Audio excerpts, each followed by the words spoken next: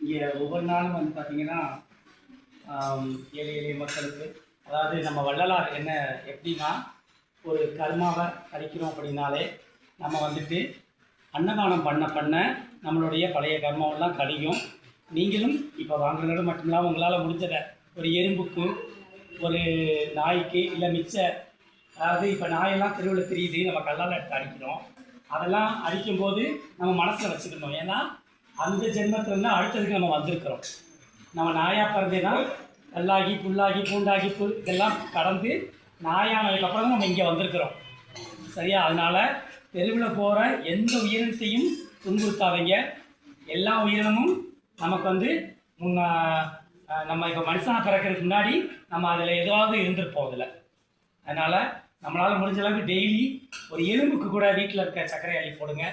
ஏதோ ஒரு அன்னதானமோ நம்மளால் முடிஞ்சதை எல்லாருமே பண்ணுங்கள். நம்மளால் முடியாத எதுவுமே கிடையாது. அதனால் வந்துட்டு இதை சிறப்பாக வந்து பண்ணிகிட்டு இருக்கிறாங்க. அவங்களுக்கு மிகப்பெரிய நம்ம நன்றியை தெரிவிச்சுக்கிறோம். சென்றநகர் குடியிருப்போர் சங்கத்திலேருந்து ஒவ்வொரு மாதமும் பண்ணுறதுக்கு நமக்கு உதவி பண்ணுறாங்க. இந்த மாதம் வந்து சயின்டிஸ்ட் சங்கரன் அப்படிங்கிறவரும், அதுபோக கனபால் அப்படிங்கிறவங்களும் ரெண்டு பேர் சேர்ந்து இன்றைக்கி பண்ணியிருக்கிறாங்க. அவருடைய நமக்கு உணவு வழங்கிய அவருடைய குடும்பத்தில் உள்ளவர்களின் உடல் நலனுக்காகவும் குடும்ப நலனுக்காகவும் மன அமைதியை பெறவும் மற்றும் 16 வகையான செல்வங்களையும் பெற்று சீரும் சிறப்புடனும் வாழ எல்லாம் வல்ல இறைவனை மன்றாடுவோம். வாழ்க வளமுடன். சொல்லுங்க.